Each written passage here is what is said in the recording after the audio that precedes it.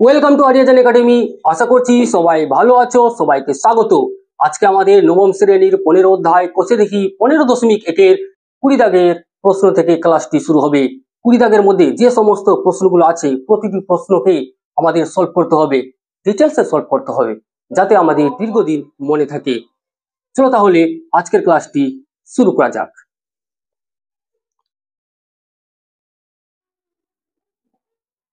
আশা করছি সবাই প্রশ্নকে দেখতে পাচ্ছ। প্রথম প্রশ্নে বলা হয়েছে একটি বর্গক্ষেত্রের বাহুর দৈর্ঘ্য 10% বৃদ্ধি করলে বর্গক্ষেত্রটির ক্ষেত্রফল শতকরা কত বৃদ্ধি পাবে। বর্গক্ষেত্রের ক্ষেত্রফল কত শতাংশ বৃদ্ধি পাবে এটাই বার করতে বলা হয়েছে। ধরি প্রথমে আমাদের চিত্র আঁকতে হবে, ছবি অঙ্কন করতে হবে। ছবি অঙ্কনের মাধ্যমে প্রশ্নের সমাধান খুবই সহজ হয়ে যায়, বুঝতে সহজ হয়ে যায়। সলভ করতে যেমনি সহজ হয় অমনি বুঝতেও সহজ হয়। এই বর্গক্ষেত্রের প্রতিটি বাহুর দৈর্ঘ্য এ ধরলে ক্ষেত্রফল হবে এ স্কোয়ার। কিন্তু এই প্রশ্নের সমাধানের সুবিধার্থে, যাতে আমাদের সমাধান আরো সহজ হয়, মনে সহজ হয়, একই প্রসেস আছে কিন্তু আমাদের মনের মধ্যে একটা সন্তুষ্টি প্রকাশ পাওয়ার জন্য এখন এই একে আমরা এখন 10 ধরে নিব অথবা 100 ধরে নিব। ধরে নিচ্ছি 100। বর্গক্ষেত্রের প্রতিটি বাহুর দৈর্ঘ্য কত ধরা হয়েছে? 100 ধরে নিয়েছি। লিখবো ধরি বর্গক্ষেত্রের প্রতিটি বাহুর দৈর্ঘ্য 100 একক।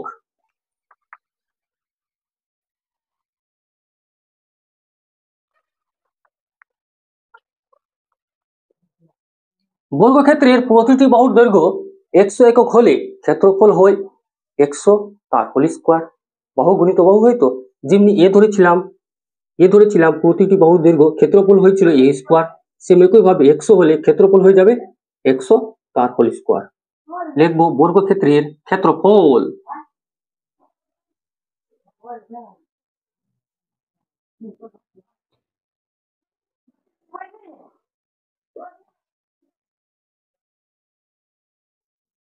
একের বর্গ হয় 1, দুটা শূন্য হয়ে যাবে এখন 4টা শূন্য।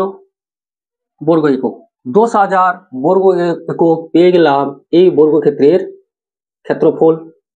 এখন বর্গক্ষেত্রের প্রতিটি বাহুর দৈর্ঘ্য 10% বৃদ্ধি করা হচ্ছে, তাহলে অবশ্যই ক্ষেত্রফলের পরিমাণ বৃদ্ধি পাবে। এখন লিখতে হবে বর্গক্ষেত্রের প্রতিটি বাহুর দৈর্ঘ্য 10% বৃদ্ধি হলে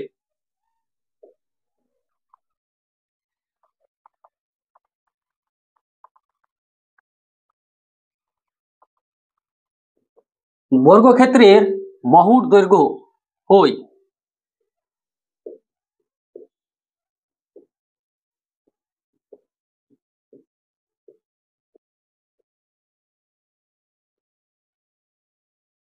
কত হবে? আগে বর্গক্ষেত্রের বাহুর দৈর্ঘ্য কত ছিল? 100 ছিল। এখন বাড়ানো হচ্ছে, বৃদ্ধি করা হচ্ছে। বৃদ্ধি করা হলে কি হবে? প্লাস হবে না মাইনাস হবে? অবশ্যই প্লাস হবে। কত শতাংশ বৃদ্ধি করা হচ্ছে? 100 এর বলেছে 10% বৃদ্ধি করা হচ্ছে। এখানে 100 থাকলো প্লাস 100 ইন্টু 10%, পার্সেন্ট তুলে দিলে নিচে 100 আসবে। 100 কেটে গেল, 100 প্লাস 10 মিলে 110 একক হয়ে গেল। এখন বর্গক্ষেত্রের প্রতিটি বাহুর দৈর্ঘ্য, এখন বর্গক্ষেত্রের প্রতিটি বাহুর দৈর্ঘ্য কত হয়ে গেছে? বর্গক্ষেত্র লাগছে তো?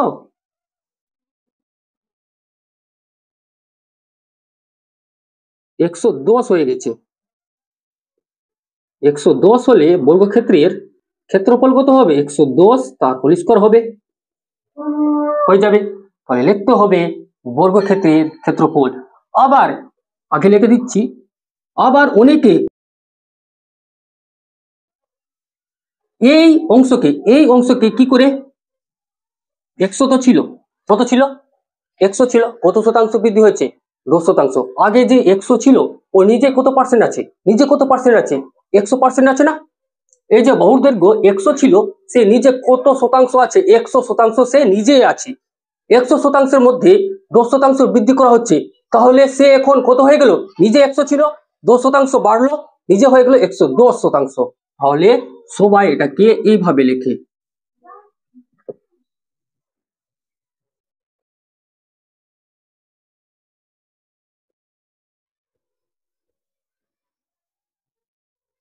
তোমাদের ইচ্ছা, তোমরা যে অনুযায়ী লিখবে, এই অনুযায়ী লিখলেও 110 একক আসবে, এই অনুযায়ী লিখলেও 110 একক আসবে। যদি এখনো বুঝতে অসুবিধা হয়েছে তাহলে আবার বুঝিয়ে দিচ্ছি। আগে বর্গক্ষেত্রে বহুদৈর্ঘ্য ধরে নিচ্ছি এ ছিল, এ নিজে কত আছে, এ এ নিজে কত আছে, 100% আছে, এ নিজে 100% আছে। 100%-এর মধ্যে আরো 10% যখনই বৃদ্ধি হয়ে গেল তাহলে এ নিজে কত হয়ে গেল, 110% হয়ে গেল না, ওটাই লেখা হয়ে গেছে। এ নিজে 110% হয়েছে, এর জায়গা কত আছে, 100 ধরেছিলাম, প্রশ্নের সুবিধার্থে 100 ধরেছিলাম।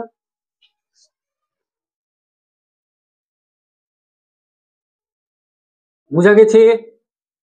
এখন যেহেতু বাহুর দৈর্ঘ্য 110 একক হয়েছে, অতএব এখন বর্গক্ষেত্রের ক্ষেত্রফল, বর্গক্ষেত্রের ক্ষেত্রফল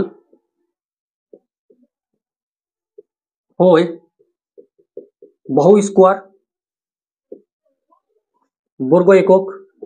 এক কথায় 121 দুটা শূন্য বর্গ একক। 11 এর বর্গ হয়ে যায়, 11 এর স্কোয়ার হয়ে যায় 121, একে একটা শূন্য আছে, দুটা শূন্য হয়ে গেল। এবার তোমরা নিজেই বলো, আগে ছিল কত, আগে কত ছিল, 10,000 ছিল, এখন কত হয়েছে, 12,100 হয়ে গেছে। ক্ষেত্রফলের পরিমাণ বৃদ্ধি পেয়েছে, তাহলে লিখতে হবে ক্ষেত্রফল বৃদ্ধি পেয়েছে।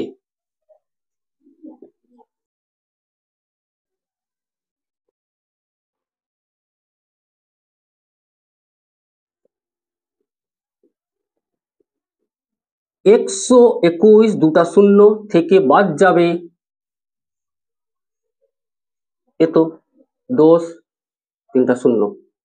12,100 থেকে 12,100 থেকে 10,000 বাদ গেলে কত আসবে, 21 দুটা শূন্য আসবে না। 12 থেকে 10 বাদ 2, এখানে কত আছে 100, এখানে কত আছে, সরি ঠিক আছে তো এখানে, হ্যাঁ ঠিক আছে 100, এটা শূন্য শূন্য আছে, 100 হয়ে গেল, 2 100 অর্থাৎ 2100 বর্গ একক ক্ষেত্রফল বৃদ্ধি হয়েছে। শতকরা ক্ষেত্রফল বৃদ্ধি, কারণ এখানে কত শতাংশ ক্ষেত্রফল বৃদ্ধি হয়েছে সেটাই বার করতে বলেছে। আশা করছি তোমরা বুঝতে পারছো এখানে কিভাবে প্রতিটি প্রশ্নকে সমাধান করানো হচ্ছে। বোঝা যাচ্ছে তো কিভাবে করানো হচ্ছে? তোমরা অবশ্যই সাবস্ক্রাইব করে সঙ্গে থাকবে। শতকরা ক্ষেত্রফল বৃদ্ধি,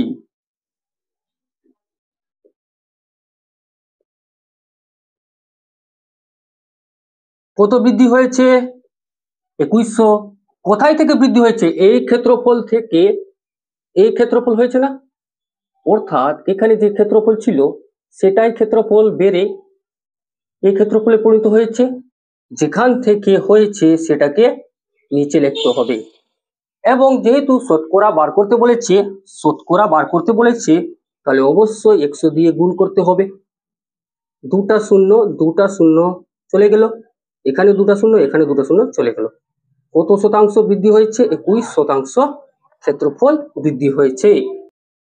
আশা করছি প্রশ্নের সমাধান বোঝা গেছে। একবার তোমরা ভালো করে প্রশ্নের সমাধানকে লক্ষ্য করো।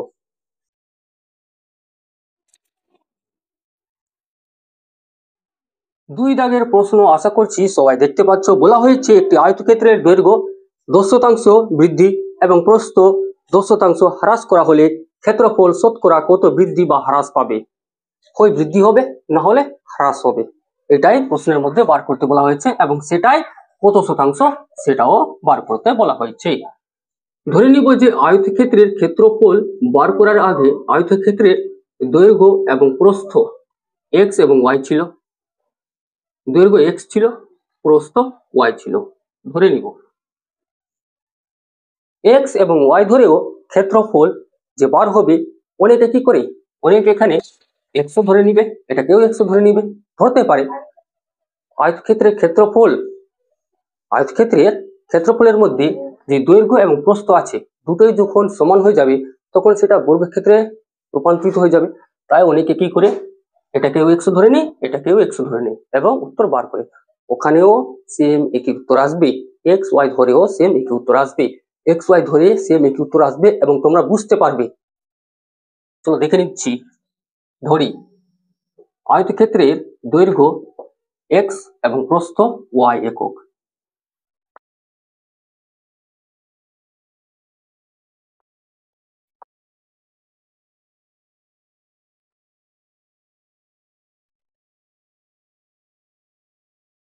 অতএব আয়তক্ষেত্রের ক্ষেত্রফল কত হবে? দৈর্ঘ্য গুণিত প্রস্থ, এক্স ইন্টু ওয়াই।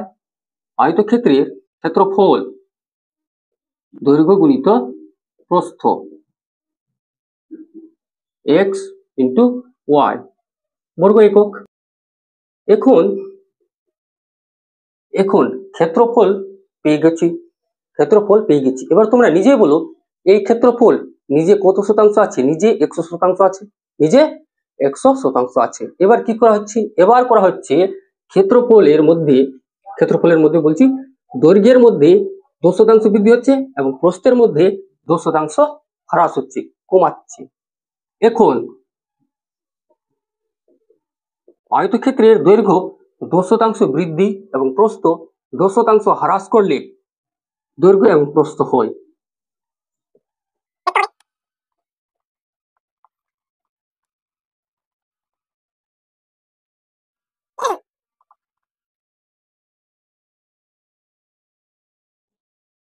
হ্রাস করলে আয়তক্ষেত্রের দৈর্ঘ্য এবং প্রস্থ যথাক্রমে আয়তক্ষেত্রের দৈর্ঘ্য কত হবে? আয়তক্ষেত্রের দৈর্ঘ্য আগে কত ছিল? এক্স ছিল। এক্স নিজে কত শতাংশ আছে? 100% আছে। একটু আগে প্রশ্নকে বোঝানো হয়েছে এক্স নিজে কত শতাংশ আছে? 100% আছে, এর আগের প্রশ্নের মতোই। এখন মনে করব যে দৈর্ঘ্য নিজে কত শতাংশ আছে? দৈর্ঘ্য নিজে 100% আছে এবং 10% যেহেতু বৃদ্ধি করা হয়েছে তাহলে সে 110% হয়ে যাবে। কত হয়ে যাবে? 110% হবে। এখান থেকে এক্স গুণিত 110/100 হবে, 0 0 কেটে গেল, কত আসলো? 11x/10 একক। আয়তক্ষেত্রের দৈর্ঘ্য এখন 11x/10 একক হয়ে গেছে। একইভাবে আয়তক্ষেত্রের প্রস্থ কত হবে? আয়তক্ষেত্রের প্রস্থ ওয়াই ছিল, ওয়াই নিজে কত শতাংশ আছে? ওয়াই নিজে 100% আছে, কিন্তু ওকে আর 100% রাখা হয়েছে কি না, 10% কমিয়ে দেওয়া হয়েছে, 10% কমিয়ে দেওয়া হয়েছে। ওয়াই যেহেতু নিজে 100% ছিল, নিজে 100% ছিল, কিন্তু 10% কমিয়ে দেওয়া হচ্ছে বলে এখন কত বলতে পারি? এখন কত বলতে পারি? 100% ছিল, 10% কমে গেছে, তাহলে ওয়াই এখন 90% হয়েছে। কত শতাংশ হয়েছে? 90% হয়েছে। আগে 100 ছিল, 10% কমিয়ে দেওয়া হয়েছে, 100 থেকে 10 কমে গেল, 90% হয়ে গেল। এখানে 100 থেকে 10 বেড়ে গেছিল, 110% হয়ে গেছিল। একইভাবে এটা করা হয়েছে, ওয়াই ইন্টু 90/100, 0 0 কেটে গেল, 9y/10 একক। অতএব আয়তক্ষেত্রের ক্ষেত্রফল, এখন আয়তক্ষেত্রের ক্ষেত্রফল কত হবে? 11x/10 দৈর্ঘ্য গুণিত প্রস্থ 9y/10। 11 এবং 9 কে গুণ করলে 99xy/10 10 100, 10 10 100 বর্গ একক। তোমরা নিজেই বলো এবার, ক্ষেত্রফল বৃদ্ধি হয়েছে নাকি ক্ষেত্রফল কমেছে? আগে ক্ষেত্রফল কত ছিল? xy ছিল, ক্ষেত্রফল আগে xy ছিল, কিন্তু এখন ক্ষেত্রফল 99xy/100 বেড়ে গেছে, বাড়েনি। কেন বাড়েনি? কারণ এখানে নিচে যে 100 আছে, দেখি বুঝিয়ে দিচ্ছি, ভালো করে বুঝিয়ে দিচ্ছি। xy কে কত লিখতে পারি? 100xy/100 লেখা যাবে? আর না, 100 দিয়ে কাটলে আবার xy আসে, লেখা যাবে। এবার তোমরা নিজেই বলো, আগে এটা ছিল, অর্থাৎ এটা ছিল, এখন 99xy হয়ে গেছে। আগে 100xy ছিল, এখন 99 হয়েছে, তাহলে অবশ্যই ক্ষেত্রফলের পরিমাণ কমেছে, ক্ষেত্রফলের পরিমাণ কমেছে। তাহলে লিখতে হবে শতকরা, শতকরা না লিখে আগে লিখতে হবে ক্ষেত্রফল হ্রাস পেয়েছে।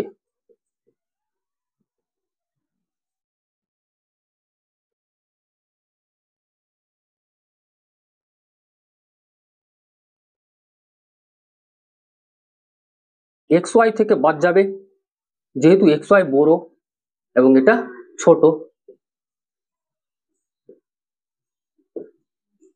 একশো হয়ে গেল, 100 XY minus 99 XY।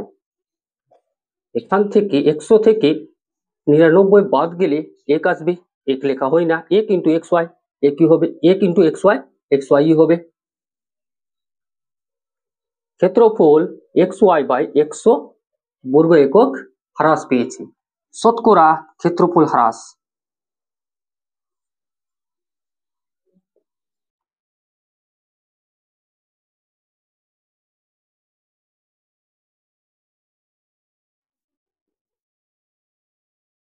XY by 100 এই ক্ষেত্রফল হ্রাস পেয়েছে। কোথায় থেকে পেয়েছি? XY থেকে পেয়েছি। আগে যেটা ক্ষেত্রফল ছিল সেখান থেকে এখন নতুন ক্ষেত্রফল তৈরি হয়েছে, পুরানো ক্ষেত্রফল থেকে নতুন ক্ষেত্রফল তৈরি হয়েছে, এবং যখনই তৈরি করা হয়েছে তখন XY বাই 100 ক্ষেত্রফল হ্রাস হয়েছে, তাই যেটা হ্রাস হয়েছে সেটা উপরে থাকবে, যেখান থেকে হ্রাস হয়েছে আগে থেকে হ্রাস হয়েছে সেটা নিচে থাকবে। শতকরা বার করতে বললে 100 দিয়ে গুণ হবে। এই 100টা কোথায় আসবে? নিচে এসে যাবে। XY বাই 100 ইন্টু XY, আগে থেকে XY তো ছিল তাই 100 ইন্টু XY বলা যাবে, ইন্টু এখানে 100, 100 100 কেটে গেল, XY কেটে গেল। ক্ষেত্রফল 1% হ্রাস পেয়েছে। কত শতাংশ হ্রাস পেয়েছে? 1%। এখানে পার্সেন্ট লেখার কোনো প্রয়োজন নেই। কেন নেই?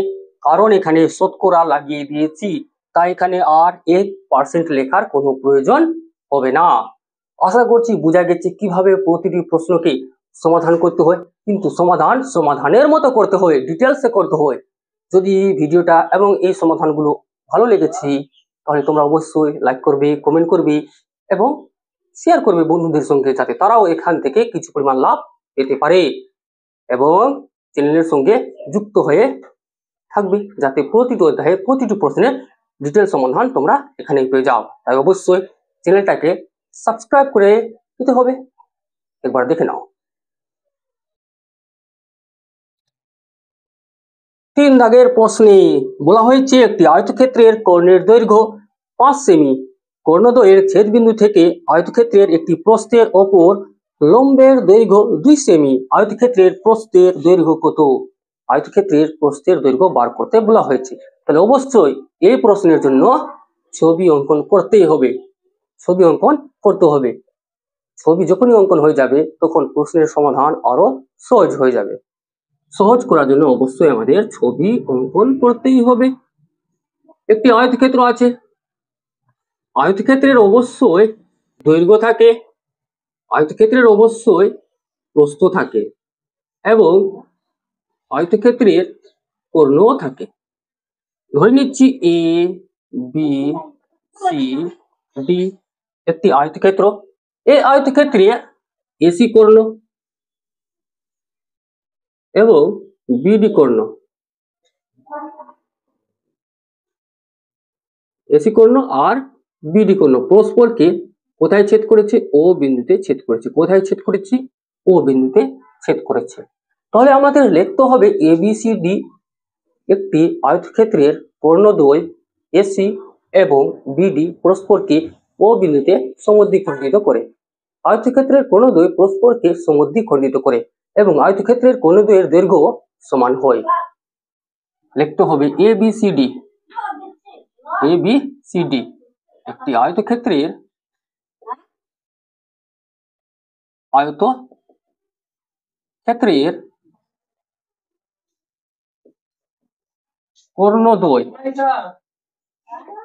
কর্ণদ্বয় এসি এবং বিডি পরস্পরকে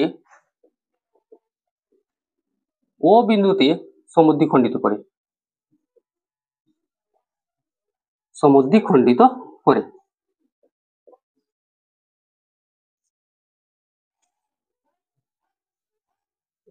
ও বিন্দুতে সমদ্বিখণ্ডিত করেছে, এসি কর্ণ এবং বিডি কর্ণ করেছে, তাহলে অবশ্যই এ ও সমান সমান ওসি হবে। আবার কি হবে, বিও সমান সমান ওডি হবে। আবার কি বলেছে যে কর্ণদ্বয়ের ছেদবিন্দু থেকে লম্ব অঙ্কন করা হয়েছে প্রস্থের ওপর, বলেছে না? বলেছে কর্ণদ্বয়ের ছেদবিন্দু থেকে আয়তক্ষেত্রের একটি প্রস্থের ওপর লম্বের দৈর্ঘ্য 2 সেমি, ওপি 2 সেমি লিখতে হবে। কর্ণদ্বয়ের ছেদবিন্দু ও বিন্দু থেকে লিখতে হবে, ও বিন্দু থেকে পি বিন্দু, অর্থাৎ আবার এইভাবে লিখলে হবে ওপি লম্ব বিসি, ওপি লম্ব বিসি অঙ্কন করে নিয়েছি, যেহেতু অঙ্কন অনুসারে বলতে পারি ওপি লম্ব বিসি, অঙ্কন না প্রদত্ত, এটা দেওয়া আছে প্রশ্নের মধ্যে, তাই প্রদত্ত অনুসারে বলা যাবে যে ওপি হচ্ছে বিসি বাহুর ওপর লম্ব, অর্থাৎ প্রস্থের ওপর লম্ব, এবং ওপি সমান সমান 2 সেমি বলে দিয়েছে প্রশ্নের মধ্যে, যেহেতু লিখে দিচ্ছি। বলেছে কর্ণদ্বয় এসি সমান সমান বিডি কত বলেছে, 5 সেমি বলেছে। কর্ণ এসি 5 সেমি,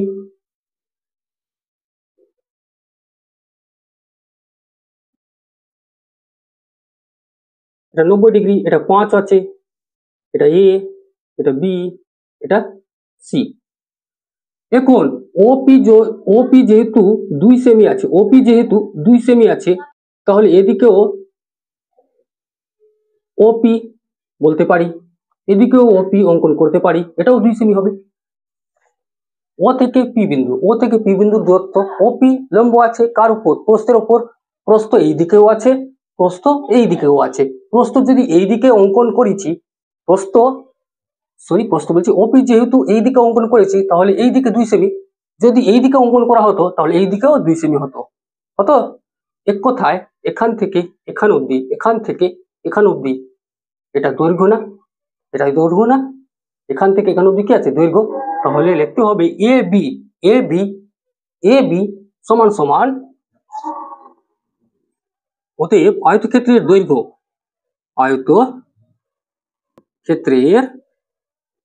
দৈর্ঘ্য 2 গুণিত 2 সমান সমান 4 সেমি, 2 গুণিত 2 সমান সমান কত সেমি, 4 সেমি। দৈর্ঘ্য এ বি পেয়ে গেলাম কত, 2 সেমি, সিডিও 2 হবে, 2 বলা হচ্ছে কেন, 4। এ বি যদি 4 সেমি হয়, সিডিও 4 সেমি হবে, একইভাবে ওদিকেও করা যাবে, একই জিনিস। আমাদের দৈর্ঘ্য বার করতে বলা হয়েছিল, অঙ্কন অনুসারে দৈর্ঘ্য বার করা হয়ে গেছে, কিন্তু প্রশ্ন অনুসারে আমাদের প্রস্থ জানতে চেয়েছে, প্রস্থের দৈর্ঘ্য কত হবে। তাহলে এখানে অতিভুজ পেয়ে গেলাম, এখানে ভূমি পেয়ে গেলাম, লম্ব বার করা যাবে, এই কোণের সাপেক্ষে এটা লম্ব হবে, লম্ব বার করা যাবে। তাহলে আমাদের লিখতে হবে পিথাগোরাসের উপপাদ্য অনুযায়ী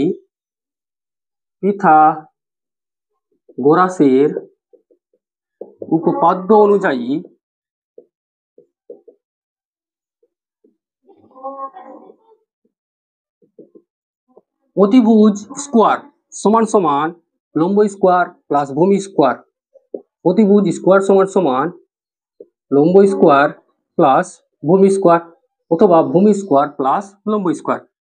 বার করতে হবে আমাদের বিসি বাহুর দৈর্ঘ্য, বিসি স্কোয়ার ইকুয়াল টু, এদিকে থাকলো এ বি স্কোয়ার, এদিকে আসলে মাইনাস হয়ে যাবে, AC square minus A B square. এক কথায় অতিভুজ ছাড়া যদি লম্ব অথবা ভূমি বার করতে বলে, তাহলে এই অতিভুজ থেকে যেটা ভ্যালু দেওয়া থাকবে এই দুজনের মধ্যে, সেটাকে বাদ দিতে হবে। বাদ দিয়ে বিসি ইকুয়াল টু হয়ে যাবে রুট আন্ডার ভিতরে এসি মানে কত 5 মাইনাস এবি মানে কত 4, 5 এর স্কোয়ার হয়ে যায় 25, 4 এর স্কোয়ার হয়ে যায় 16, বেরিয়ে আসলো 9, 9 হয়ে যায় 3 বর্গ, বেরিয়ে আসলো 3। বিসি যেহেতু প্রস্থ, বিসি যেহেতু কি আছে, আয়তক্ষেত্রের প্রস্থ আছে, এটা 3 বেরিয়েছে, এটাই কি আছে 3, আর এটাই হচ্ছে আয়তক্ষেত্রের প্রস্থ। অতএব লিখতে হবে আয়তক্ষেত্রের প্রস্থ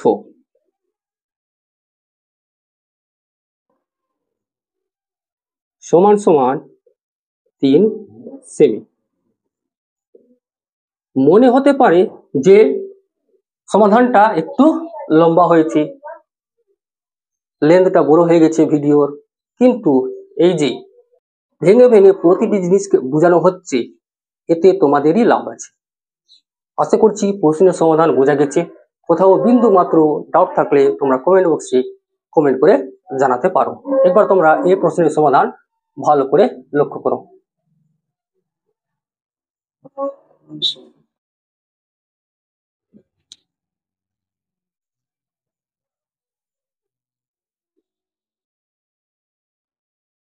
চার দাগের প্রশ্ন একই আছে, আশা করছি সবাই প্রশ্নকে দেখতে পাচ্ছ। 3 দাগের মতোই আছে, ওখানে আয়তক্ষেত্র ছিল, এখানে বর্গক্ষেত্র আছে। বর্গক্ষেত্রের কর্ণদ্বয়ের ছেদ বিন্দু থেকে তার যে কোনো বাহুর ওপর অঙ্কিত লম্বের দৈর্ঘ্য 2√2 সেমি হলে বর্গক্ষেত্রটির প্রতিটি কর্ণের দৈর্ঘ্য কত? এই বর্গক্ষেত্রের প্রতিটি বাহুর দৈর্ঘ্য এ হলে কর্ণের দৈর্ঘ্য হয় a√2, হয়তো। কিন্তু এখানে প্রশ্নের মধ্যে বলেছে যে বর্গক্ষেত্রের কর্ণদ্বয় পরস্পরকে যেখানে ছেদ করেছে সেই ছেদ বিন্দু থেকে বা কর্ণদ্বয় যেখানে সমদ্বিখণ্ডিত হয়েছে সেখান থেকে বর্গক্ষেত্রের যে কোনো বাহুর ওপর লম্ব অঙ্কন করলে যে দৈর্ঘ্যটা বেরিয়ে আসবে সেটা হলো 2√2 সেমি। এটা হয়ে যাচ্ছে 2√2। এদিকে যদি অঙ্কন করা হলে 2√2 হয়, তাহলে অবশ্যই এইদিকেও অঙ্কন করা হলে এদিকেও 2√2 হবে। এক কথায় বর্গক্ষেত্রের বাহুর দৈর্ঘ্য বেরিয়ে আসবে। তাহলে আমাদের লিখতে হবে বর্গক্ষেত্রের, আগে লিখে নিচ্ছি, এবিসিডি একটি বর্গক্ষেত্র। এবিসিডি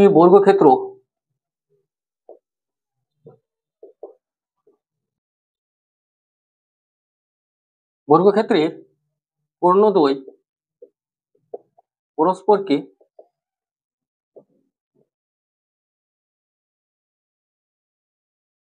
ও বিন্দুতে ছেদ করেছে।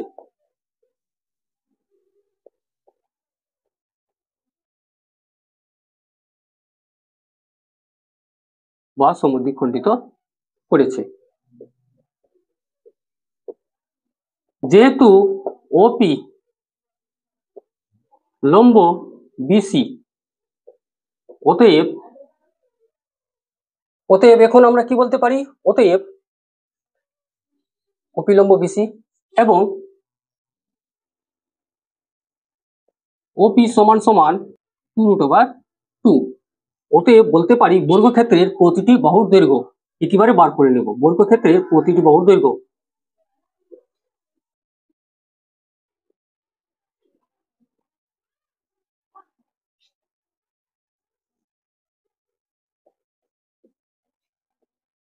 এদিকেও 2√2, এদিকেও 2√2, তাহলে 2√2 প্লাস 2√2 এইভাবে না লিখে 2 গুণিত 2√2 লিখতে পারি, 2 গুণিত 2√2। এক কথায় 2 2 4। এ তো একক আছে নাকি সেমি দিয়েছে, লিখবো সেমি। বর্গক্ষেত্রের প্রতিটি বাহুর দৈর্ঘ্য বেরিয়ে এসেছে, অর্থাৎ বর্গক্ষেত্রের কোণের দৈর্ঘ্য বেরিয়ে আসবে। তাহলে আমাদের লিখতে হবে বর্গক্ষেত্রের কোণের দৈর্ঘ্য, এটাই বার করতে বলা হয়েছে, বর্গক্ষেত্রের কোণের দৈর্ঘ্য। এখনই একটু আগে দেখানো হয়েছে প্রতিটি বাহুর দৈর্ঘ্য এ হলে কর্ণের দৈর্ঘ্য হয় a√2, প্রতিটি বাহুর দৈর্ঘ্য 4√2 হলে কর্ণের দৈর্ঘ্য হবে 4√2 ইন্টু √2 সেমি। হবে তো। এ হলে কর্ণের দৈর্ঘ্য হয় a√2, এর জায়গায় কত আছে 4√2 আছে, তাহলে এখানে 4√2 ইন্টু √2 হবে, 4 ইন্টু √2 মিলে 2 হবে 8 সেমি। বর্গক্ষেত্রের কর্ণের দৈর্ঘ্য বা কর্ণদ্বয়ের দৈর্ঘ্য বেরিয়ে আসলো 8 সেমি। একবার তোমরা দেখে নাও প্রশ্নের সমাধান।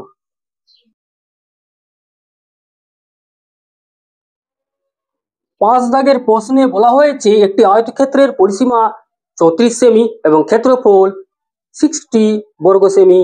আয়তক্ষেত্রের প্রতিটি কর্ণের দৈর্ঘ্য কত? আয়তক্ষেত্রের কর্ণের দৈর্ঘ্য বার করতে বলা হয়েছে।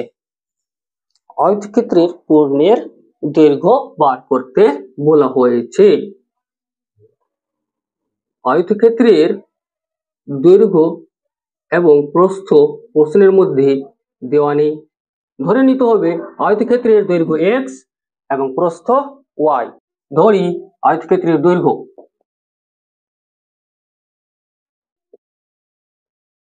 x সেমি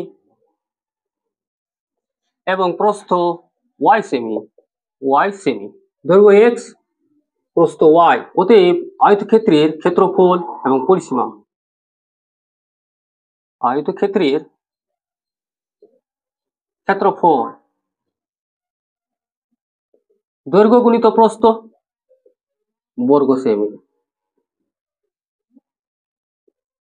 এবং আয়তক্ষেত্রের পরিসীমা 2 গুণিত দৈর্ঘ্য যোগ প্রস্থ এত সেমি পরিসীমা হবে। ক্ষেত্রফল পেয়ে গেলাম, পরিসীমা পেয়ে গেলাম। প্রশ্নের মধ্যে পরিসীমা বলেছে 34, প্রথম শর্তানুসারে বলতে পারি, এবং ক্ষেত্রফল বলেছে 60। তাহলে প্রথম শর্তানুসারে লিখে নিচ্ছি, প্রথম শর্তানুসারে xy ইকুয়াল টু 60 থাকলো এটা, এবং দ্বিতীয় শর্ত দিয়ে যেটা দিয়েছে সেটাও লিখতে হবে দ্বিতীয় শর্তানুসারে বা দ্বিতীয় প্রশ্নানুসারে। তো দ্বিতীয় শর্তানুসারেই বেস্ট হয়।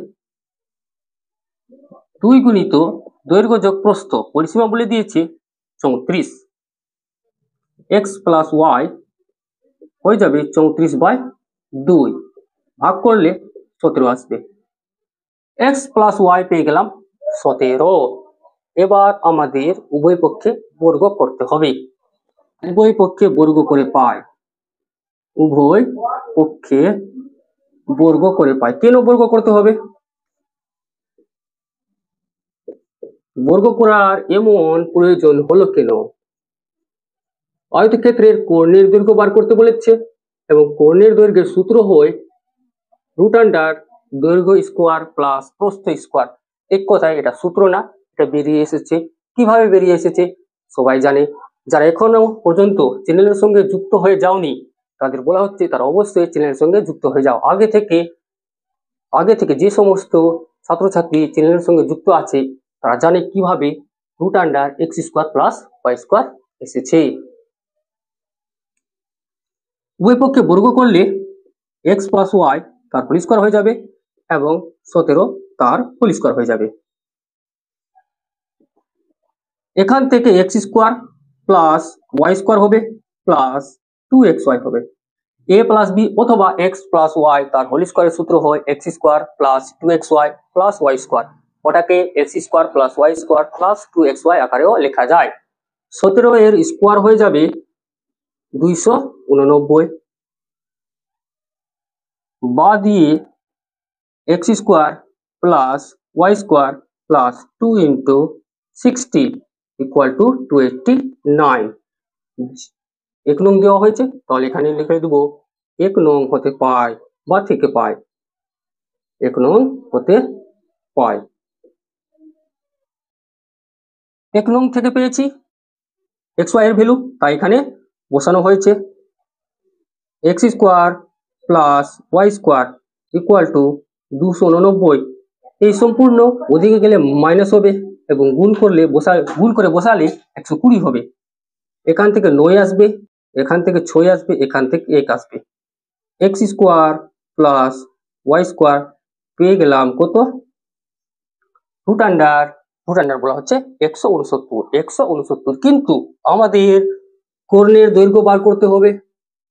কর্ণের দৈর্ঘ্যের সূত্র হয় root under x square plus y square.